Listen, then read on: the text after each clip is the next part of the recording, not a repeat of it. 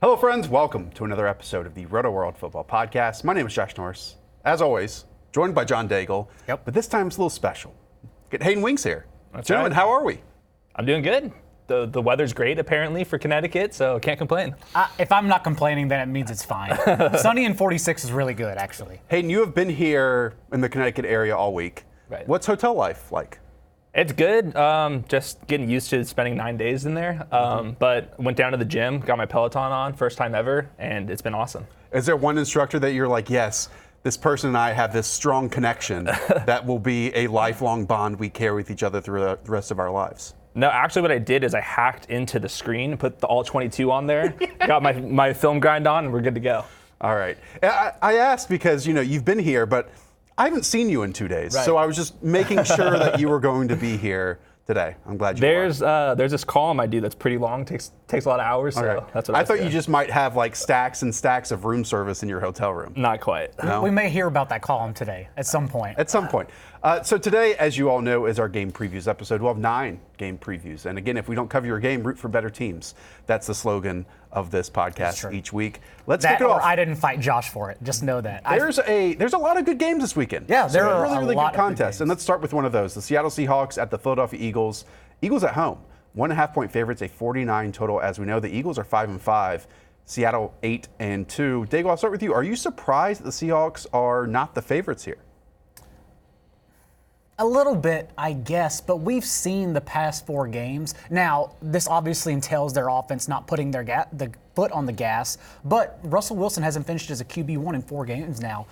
He was great in that Bucs contest, but in that span, we know if the Eagles do not answer, then the Seahawks will scale back. Of course, that means that they would be favored in that case, so I guess a little bit, but we have to ask ourselves, what do we take away from that Patriots game? Because watching that game was brutal. And so maybe Carson Wentz's 6.6 yards per attempt is who he is without speed on the offense. But I think the offense can still get it going in this matchup against Seahawks defense. And what Daigle's talking about is the Eagles are coming off that close loss to the New England Patriots where Hayden, the defense stepped up. Right. And the Eagles defense is one that we picked on each and every week in fantasy football, but with the healthy corners and Fletcher Cox and even some pass rushers on the outside making some plays, it's now the offense that can't step up. And there's really no positivity in sight with this offense because there's no explosive playmakers on the outside or even the inside. Yeah, I do think some of this falls on Carson Wentz himself.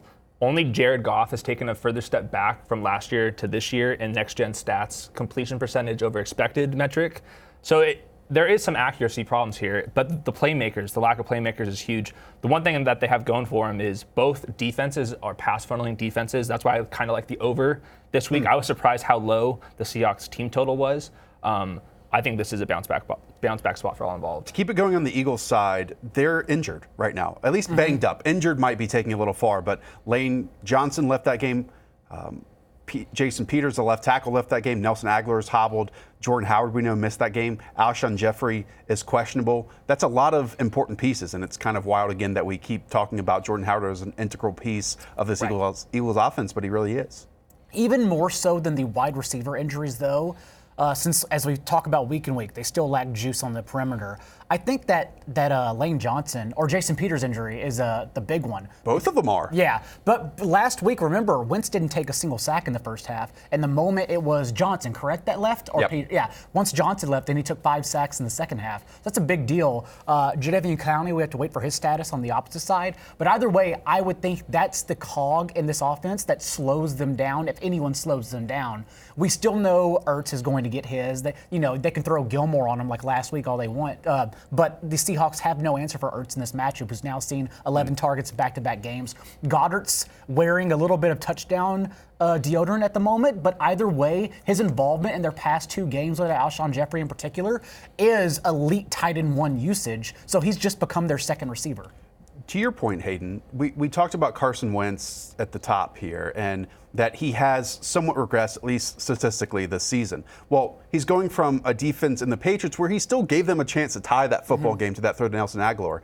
And now he's going to face a Seattle Seahawks defense, which is not good. But Seattle, obviously, the last time that we saw him was the win over the San Francisco 49ers, correct? Yes. And that we saw him absolutely run, Jadeveon Clowney run over that offensive line. We saw them be fantastic because of one singular player. I don't know if Seattle has nearly as much, one, the coaching, two, the playmakers that this Patriots defense has. So I wouldn't be surprised if we see a really, really good game here from Carson Wentz. Yeah, I think this is the bounce back spot. Out of all the games, this is the game I want the over on. Jadeveon Clowney was on the injury report on Wednesday. It's likely nothing, but that's something to monitor. We also get underdog Russ. Whenever we get underdog Russ, I know you mentioned he hasn't been a top 12 scoring quarterback in the last 4 weeks of the season. Sure. But this is someone, when they let him cook, when they let him be the identity of the offense, he can make some magic happen. And you have Tyler Lockett, who is hobbled, going up against a Philadelphia corner. You have DK Metcalf going against a Philadelphia corner. You have Chris Carson running up the middle.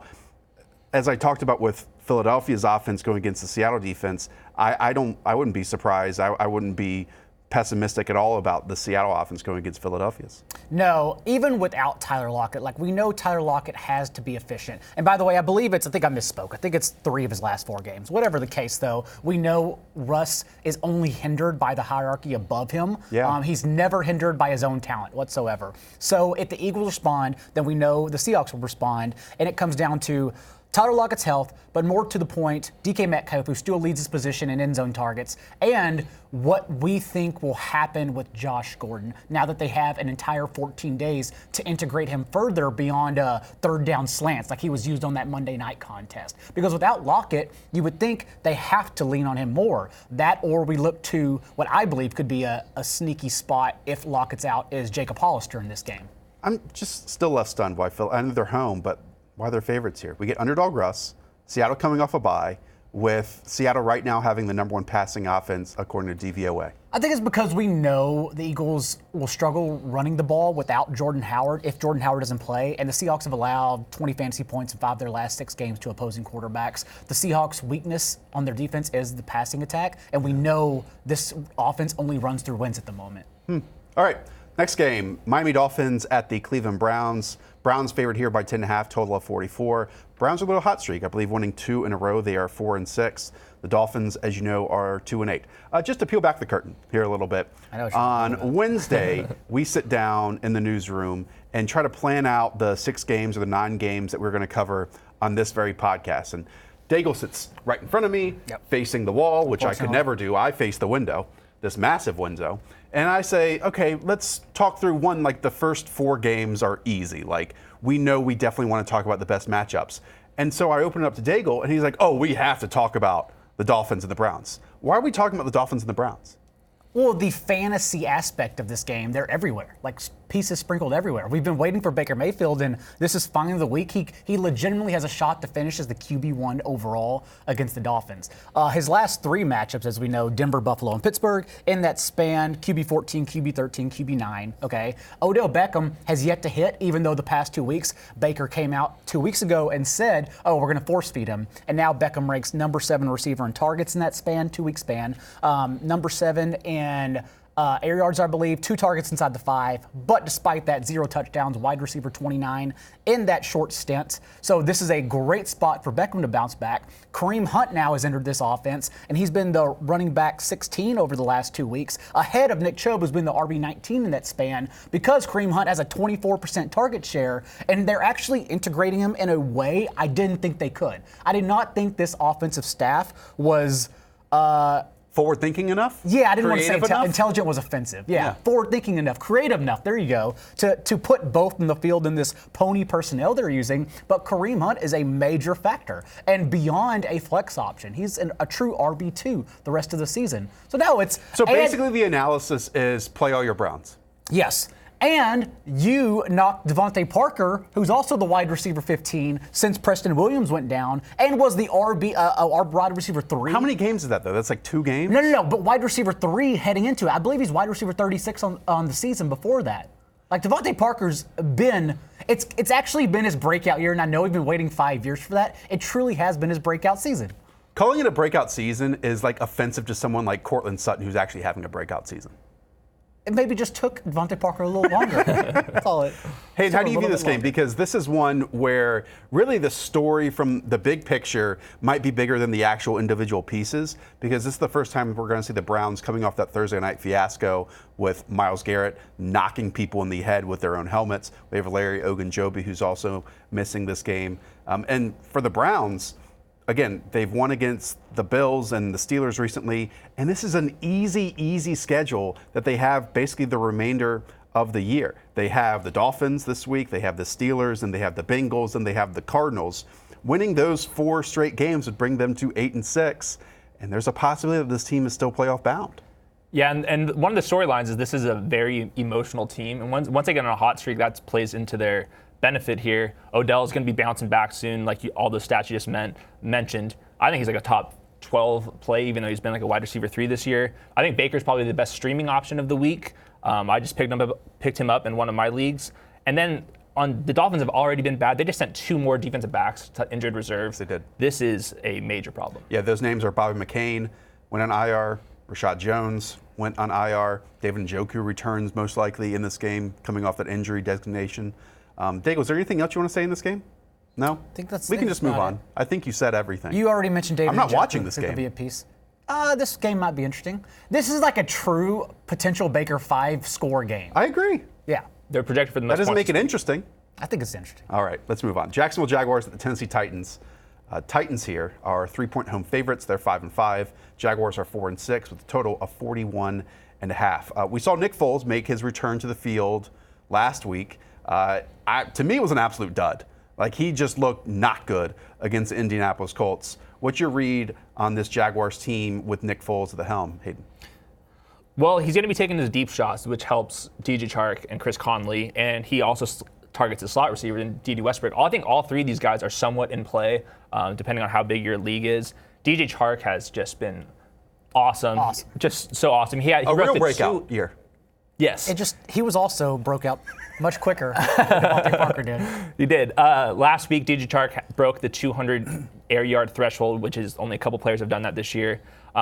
But this game sets up for Leonard Fournette and Derrick Henry. I don't think either of these defenses are that great. I think the Jaguars are overrated a little bit. And yeah, I think it's just going to turn into Leonard Fournette and Derrick Henry trying to get to 100 And yards. it's a little bit of a squeaky wheel situation for Leonard Fournette. 15 touches, then 16 touches the past 2 games, and then they came out midweek and said they need to, quote-unquote, reestablish him to get their offense going.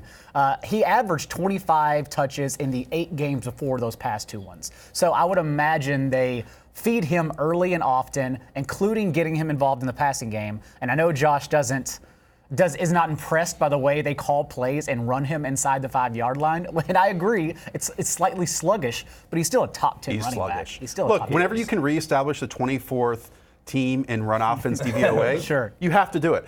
Bigger picture here.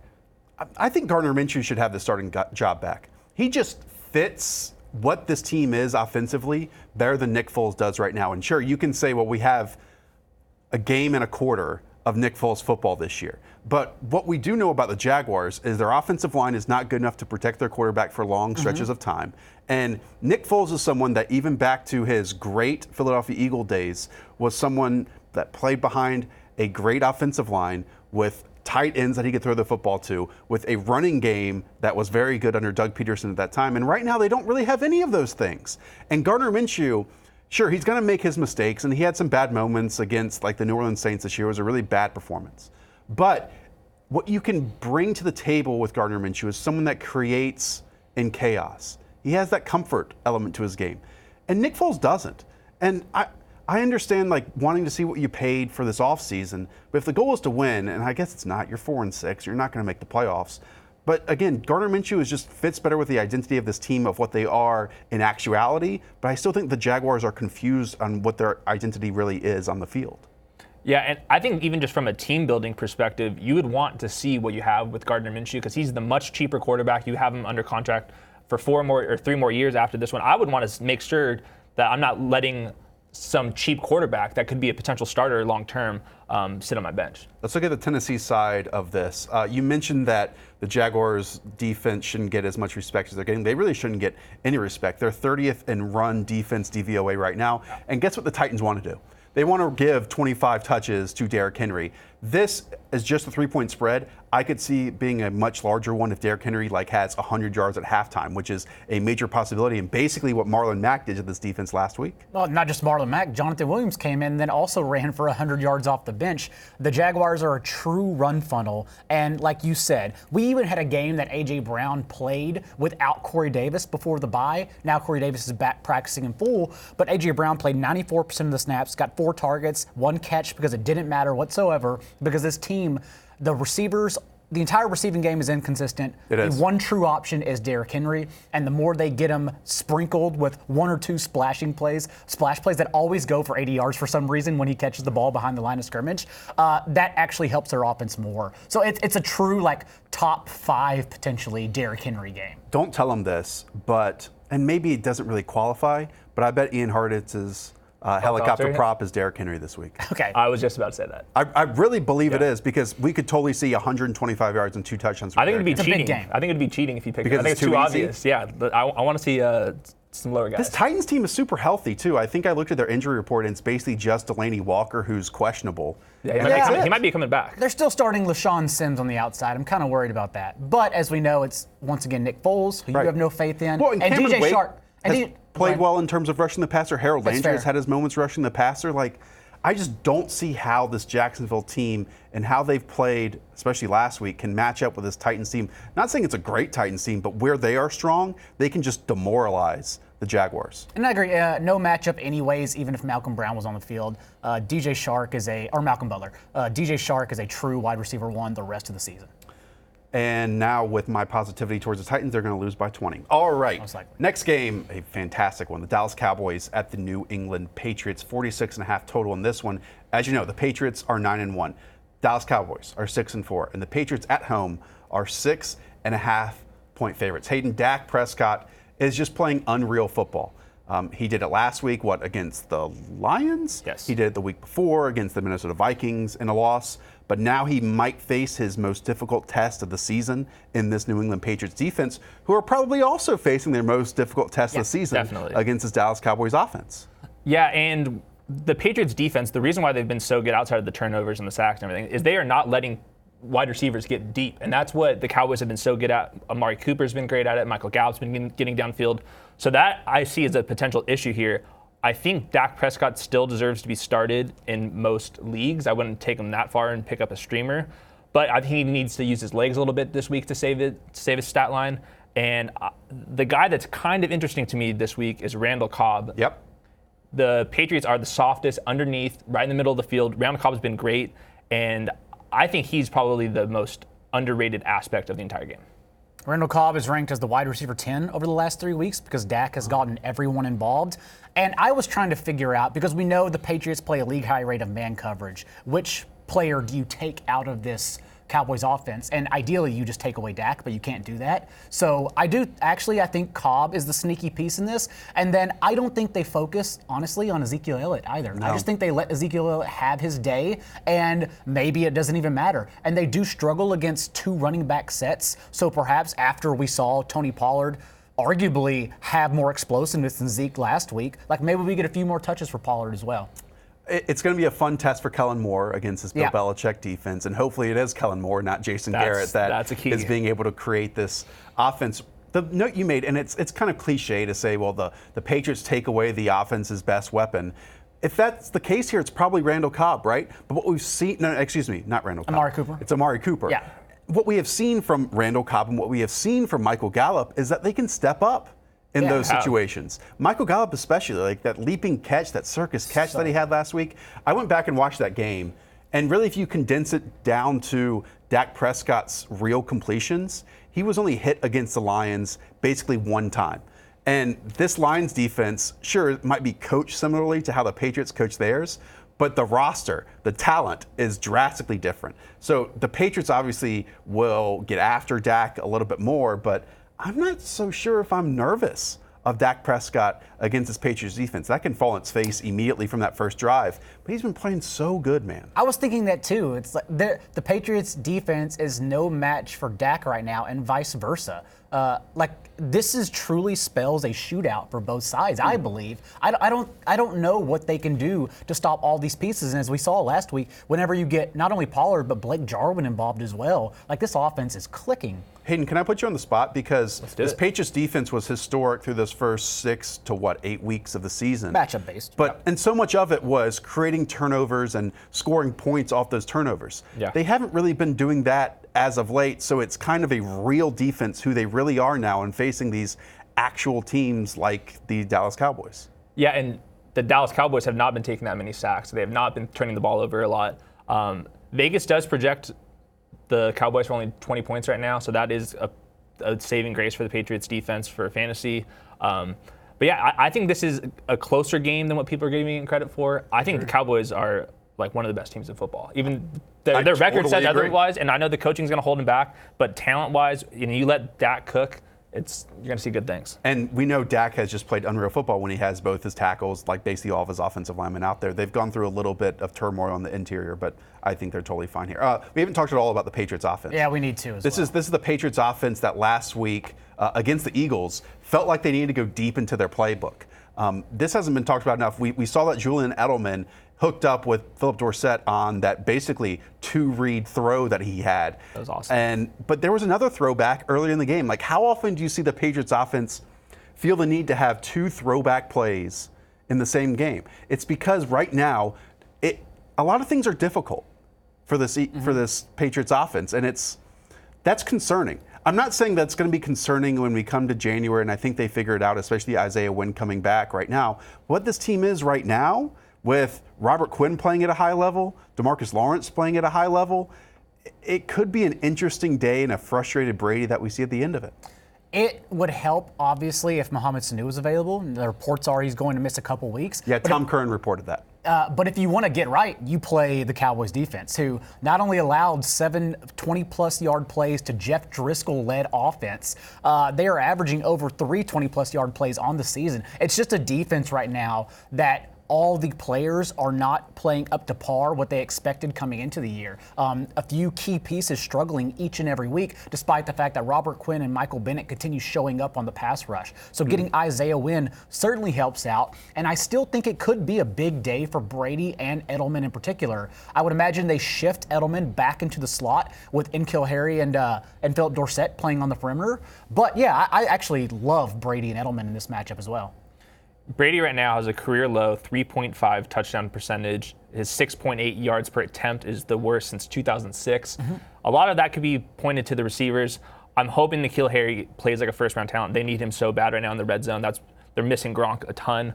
But yeah, I do think this is a bounce-back spot. Please get Sony Michel off the field for Rex Burkhead. Just throwing it out there.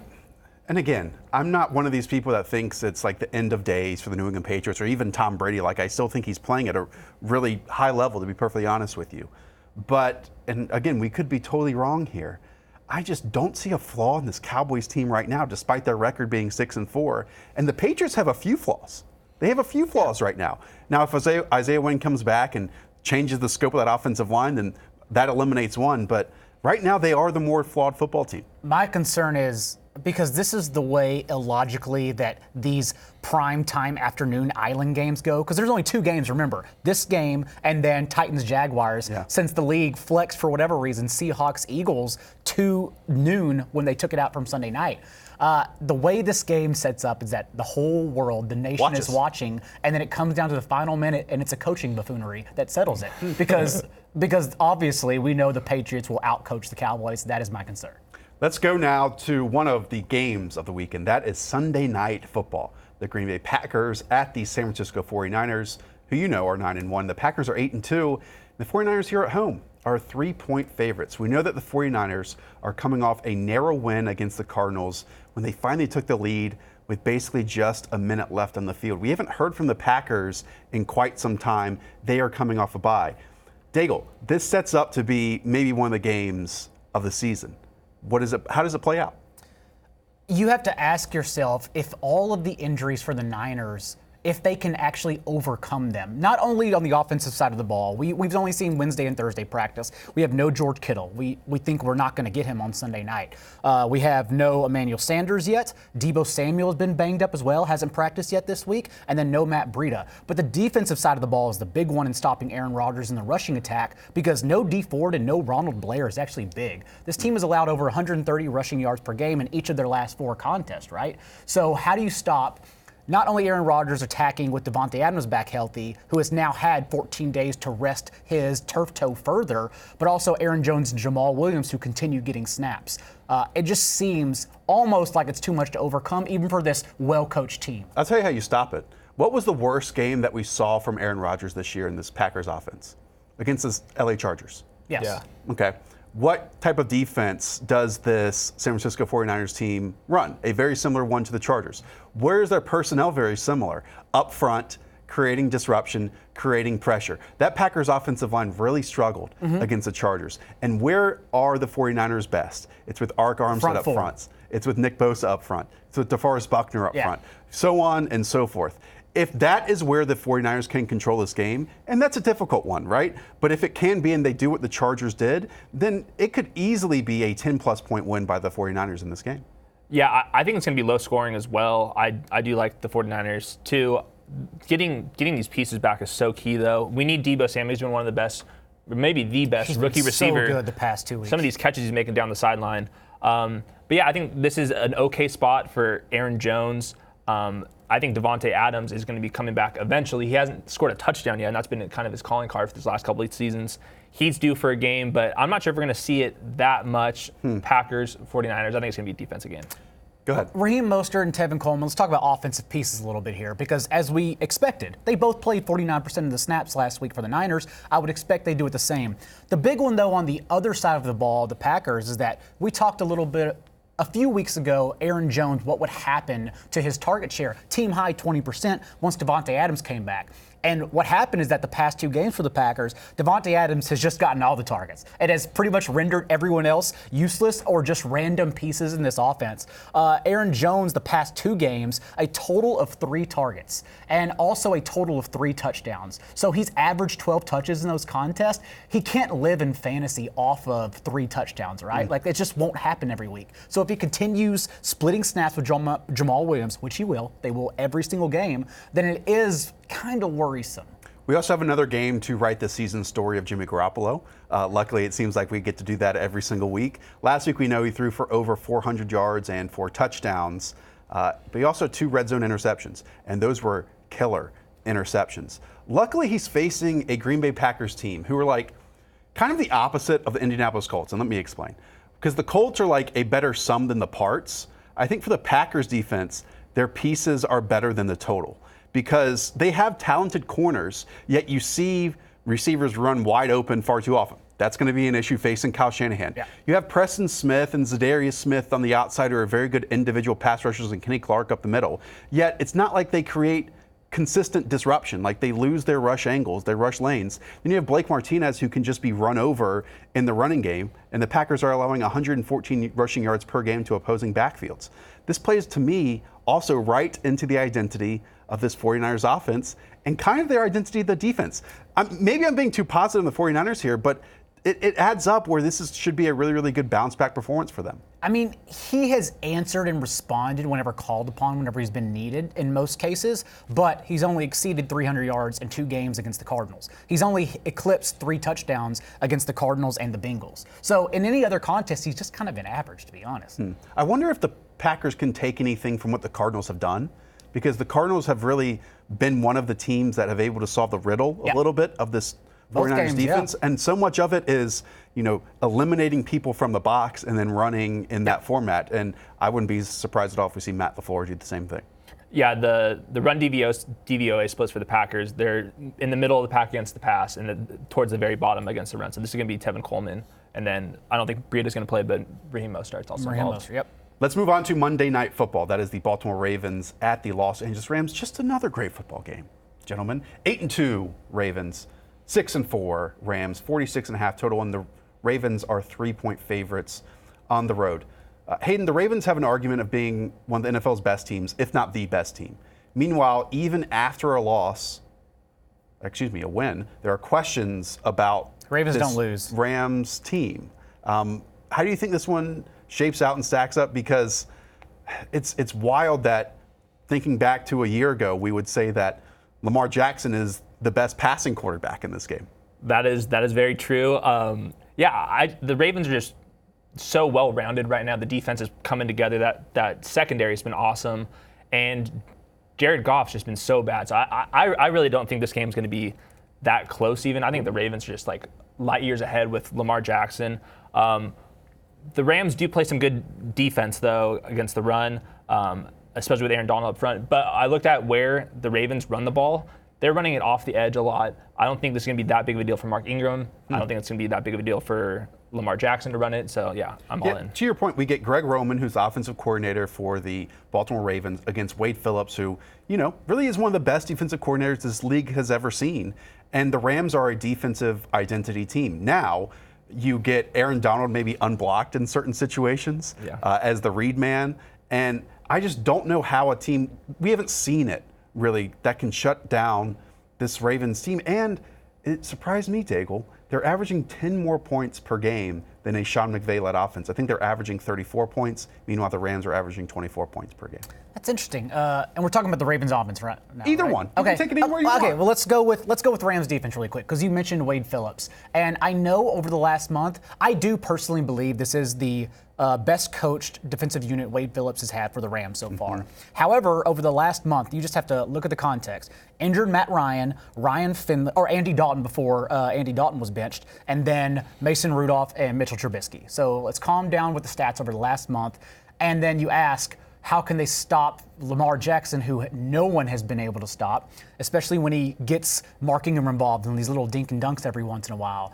We still have Mark Andrews roaming over the middle of the field. Marquise Brown playing limited snaps.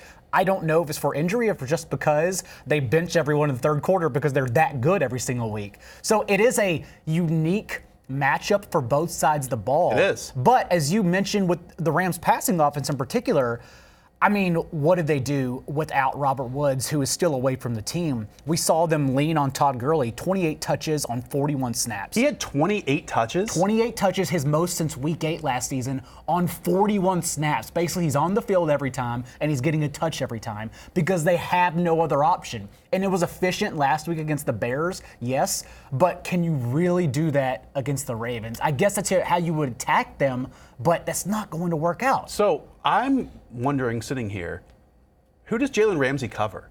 Does he cover Mark Andrews when he's in the game? Is that a possibility? Because it's not like the reason you bring Jalen Ramsey into your organization is, hey, we're going to shut down your opposing number one wide receiver. Yep. Well, guess what?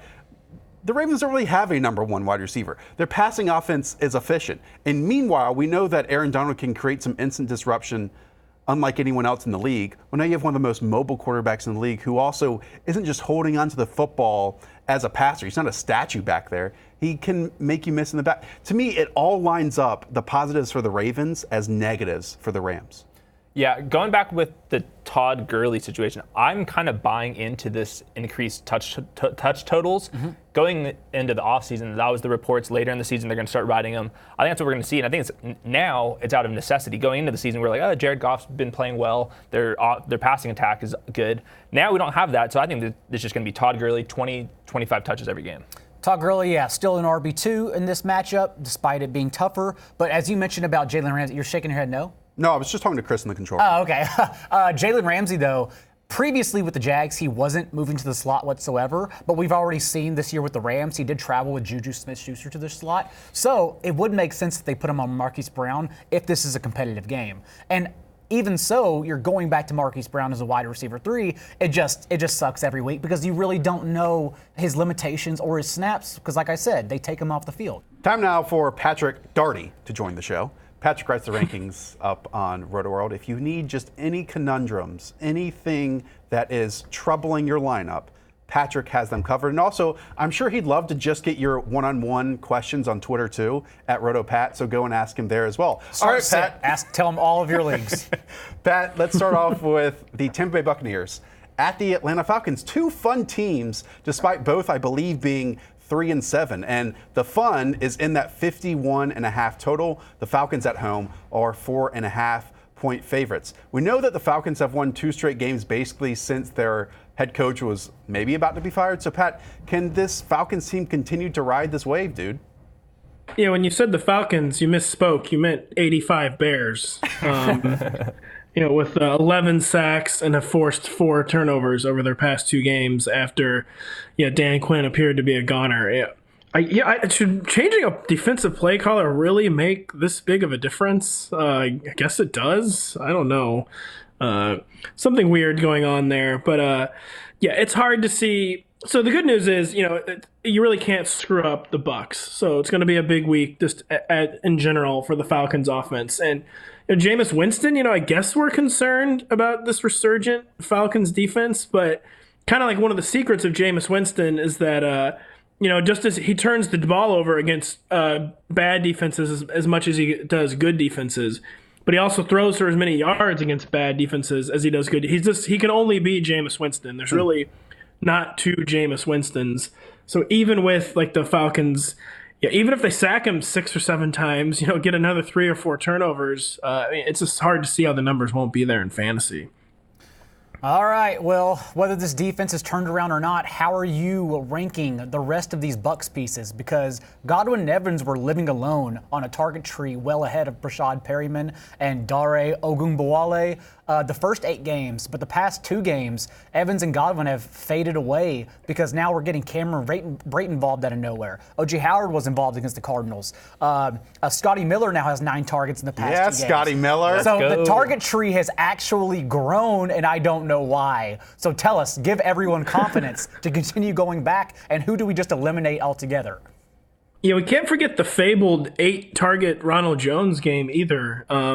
So for whatever reason, the Bucs have been expanding the target tree. It's probably just a fluke. These fluky, weird things happen as the season ebbs and flows. Neither Chris Godwin nor Mike Evans have concerning individual matchups this week. O.J. Howard, you would think you could say getting out-targeted 14-1 by Cameron Brate was a fluke. It was probably just more of an unmistakable message, though. They tried the every down O.J. Howard thing 2 weeks ago. Clearly did not like it. They went away from that again. Cameron Brate, it's hard. Mike Evans, Mr. Air Yards himself, Mr. 15 target game himself. It's hard to really ever be concerned about Mike Evans. I guess, Cameron Brate, one of Jameis Winston's former BFFs, I guess his reemergence you could spin as concerning for Chris Godwin. Godwin, he averaged 110 yards for weeks 1 to 6, and that number's down to 56 over the past month, his past 4 games. If he has another one of those games, it's probably time to reassess Chris Godwin as an every week wide receiver 1, especially, like I said, with Cameron Brate, I guess, being, and everyone you laid out, John, being a part of the target the target scene now. But I think the Falcons will be a slump buster for Chris Godwin. At least I'm hoping and praying they are, because I own Chris Godwin in a lot of leagues. Yeah, it's week 12 of the NFL season, and I sit here and I wonder who would want Jameis Winston in 2020. It's one of those situations where, sure, he gives you a few positives every game, but there's no way you can win, and I mean win, with Jameis Winston on a consistent basis. And again, that's super troubling as we sit here in week 12. We haven't talked at all really about this Atlanta offense. I'm not sure we really have to too much, because Calvin Ridley and Julio Jones, Hayden are just going to absolutely dominate these Bucs corners. But a couple weeks ago, Brian Hill was a little bit of the talk of the town. Then he steps in and we should probably just take our L and move on. Doesn't really do too much at all in his performance. He should see touches this week, but we have seen the Bucs defense, Hayden, again, shut down some opposing running backs. Yeah, completely shut them down. The best run DVOA team, second best against fantasy running backs. Brian Hill averaged 2.1 yards per opportunity last week, and he lost the goal line rep to Kadri Olson. Mm-hmm. 15 carries, possibly, but, what are you going to do with that? He was outscored by Kadri Olson, who had 2 touches. I think that tells you everything you need to know in life. Guys, it's almost like we shouldn't get too excited about adequate or below adequate talents each and every week. Anyways, let's move on. That's the name of the game in fantasy, Josh. You can't really ever oversell someone getting 21 touches as like a plug and play. And he still dominated the touch totals last week. He just, was really bad. I'm also venting here, Pat, because twice in the newsroom in the span of an hour, I was asked about Patrick Laird. And again, let's not get excited 6 targets. about this. And I will just say quickly, for those thinking about Ronald Jones, just know Jameis Winston leads the Bucs in rushing over the last 2 weeks. That tells you everything you need to know about that rushing game. Let's next go to the Detroit Lions at the Washington Redskins. Another game that Pat picked. 3-6-1. Hold on, I'm going to interrupt you there. I didn't pick this game necessarily as much as it was. I was like a foster father for this game. Like it was assigned to me by the state. That's not true. You picked this game over the likes of like Carolina and New Orleans and a couple. There were some options out there. The 08 Lions versus the 17 Browns was unavailable, so I took this one. Well, the Lions here on the road against maybe the worst team in football are only 3.5-point favorites, a 42 total in this one. Pat, I have deemed Jeff Driscoll as low-key fun, and he's like 82% Josh Allen. He had 2 passing touchdowns and a rushing touchdown last week. He might do some damage to his Washington Redskins defense. Josh, it sounds like you're looking for this week's Brian Hill. No, Jeff Driscoll's better at his job than Brian Hill's better at his. I would debate that, but I gotta be Jeff Driscoll is a fun option this week. And one of my game notes was, the old fantasy Twitter joke, Jeff Driscoll in a GPP ? Because he is like basically tailor-made. Basically tailor-made for fantasy tournaments with his rushing floor combined with his big play weapons at receiver versus it's a horrible, not just a horrible defense, a horrible overall team, one of the most dispiriting teams you'll ever see in the NFL. And I was thinking about a quick aside about this game. Will Detroit Lions fans take over FedEx Field? The Lions don't have a traveling fan reputation, but the Redskins have just let every opposing fan base, they've been the Chargers in it hardcore, like 60-70% of the target of the seats going to opposing fans. But Jeff Driscoll, not good, wasn't good in college, but he can run and he has big play receivers, and I think he's a top 20 quarterback this week and a very compelling option in DFS tournaments. So I actually want to kick it to Hayden because I know he does the air yards and whatnot for the fantasy forecast. Do you have any lean on a particular wide receiver from Jeff Driscoll that he's because I know Galladay has led with 14 targets, but it kind of seems like he just gets everyone involved. Yeah, over the last couple of weeks, their air yards have gone down in every single game. It's just they're just so talented that I think you want to keep them in your lineups. For sure, Galladay. Marvin Jones, I think, is still a flex option, but their yards are coming down. So everyone's basically become touchdown dependent. And speaking of random running backs coming in and doing something, Bo Scarborough was that way last week, and like he was on the practice squad, then like popped up, and I mean, Pat, where are you going to rank him? Probably, obviously, outside your top 30 running backs, but like if he gets 12 touches in this game, that might hit value in certain formats. It's concerning for me that you assumed he'd be outside the top 30 because he actually is in the top 30. Oh, wow. It was a rough week anyways. Yeah, I have him like RB 27. So it's the final week with buys. So probably the last week you'll see things like Bo Scarborough in the top 30. But I mean, he got the surprise week 11 start 24 hours after he got promoted from the practice squad. And frankly, immediately looked like the best player the Lions had tried out in their post-Kerryon Johnson backfield. And, we liked, I think most people liked Bo Scarborough's profile coming out of Alabama. So it's not that surprising to see him have a solid game. The thing with Bo is, of course, he's a very strict 2-down back. Will not give you anything on 3rd down or in the passing game, which even in standard, really limits his upside. But a solid early down runner in a game that even on the road, the Lions should probably control. So the path to 15 carries is very easy for him to reach. And with 4 teams on bye, I'm taking a shot on Bo in the top 30. To answer your question, Pat, there are tickets for $4 for this game, which is still too much. Man. Okay. Hashtag sell the team. Yeah, let's look at the Washington side of this, and there's not really much to talk about. Darius Guice got a little bit involved last week. Terry McLaurin made this unreal garbage time sideline catch. I wish Terry McLaurin was just in a better environment. Daigle, I do want to ask you, because I know you watched this game. Maybe you did last week with Washington against the Jets, but Dwayne Haskins is now the starting quarterback. And one, it's not a good situation. It's not a good environment. And he had like a couple moments that maybe you can latch on to and be like, oh, he has a strong arm. He hit these throws down the field. But more importantly, I felt like he wasn't comfortable at any moment. Like the game looked a little big for him. Like it wasn't slowing down at all. And that's concerning. And I'm not saying that this is him calling him a bust or that he can never change that. The question is if he can change that and when he changes that. And maybe it is against his Lions defense, which is one of the worst in the NFL. Yes. So I'll quickly go from big picture to fantasy pieces. So big picture, Dwayne Haskins, my concern is, one, he doesn't look good right now, but he's not in an organization that will fine-tune him. So it's pretty much if you start out bad, then you likely will stay bad because Washington is not an organization that will even try to make you better. All they do is complain about looking at the playbook. And so, yeah, that does fall on him, but there's no one there to help cater him. Colt McCoy's probably the most professional person in that organization. So do whatever you want with that. Alex Smith.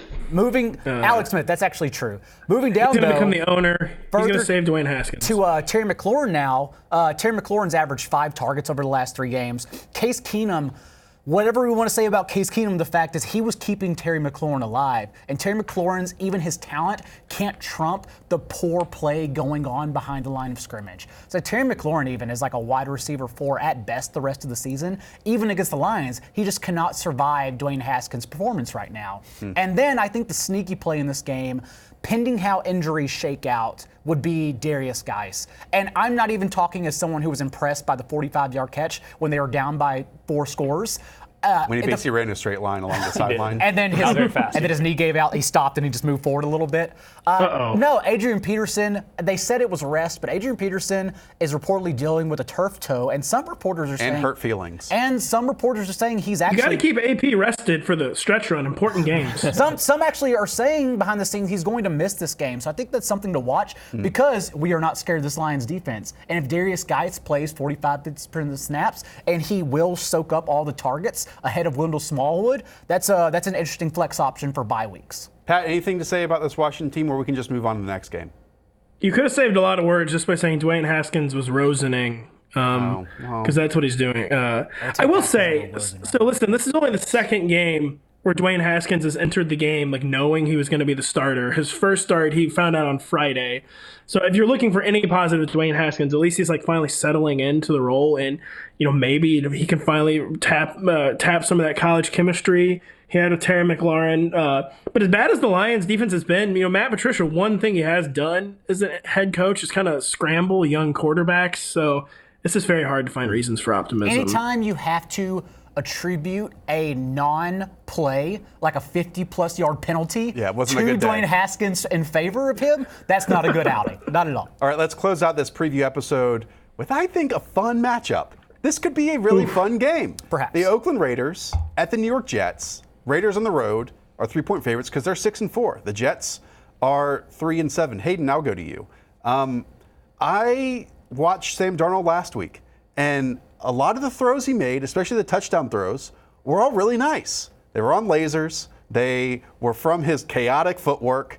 But they were like, if there is a vintage Sam Darnold already, they were some nice arm talent throws. The issue with that is all of them basically came from clean situations and clean pockets. And we've seen this Raiders team respond as of late, namely with my boy Max Crosby, creating disruption like they weren't doing at the start of the year. So if the Jets offensive line can protect Sam Darnold, he might be a top 12 scoring quarterback this week. Yeah, he's definitely on the QB2 streaming radar. Darnold's just always so inconsistent. His footwork's all over the place. But that also helps him at times when he can move around and hit these receivers. The Raiders, I'm kind of believing in these rookie class, especially Max Crosby, but the secondary's still awful. It is. And I think the Jets will have a chance to move the ball. I don't want to get too optimistic with Darnold, though. Well, I actually want to ask Pat about the pieces in this Jets offense, though, because what has happened, and I think it makes sense behind the scenes, the Raiders had 5 road games in a row, right? They went to London, sandwiched in between their 4 other road games, and then they came back and they've had 3 home games, and in that time now, 12 sacks and 7 forced turnovers.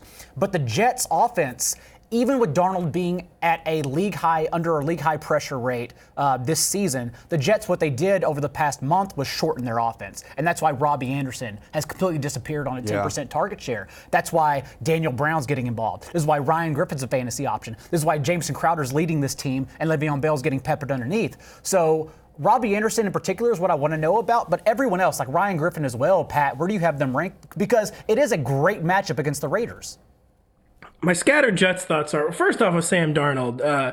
Just to me, we're going to see like Jameis Winston type play from Sam Darnold. Like, I think of like Jameis Winston, Sam Darnold, when you turn the ball over that much in college, that just rarely changes in the NFL. And it has changed the past 2 or 3 weeks, but I just wouldn't be surprised to see like bad Sam Darnold, reemerge at any given moment. And I will say that's not my primary concern for Sam Darnold against the Raiders. My primary concern might just be that the Raiders dominate time of possession. The Jets' run defense still checks out really well statistically, but I don't know if the loss of Leonard Williams, the absence of C.J. Mosley has really caught up with them yet.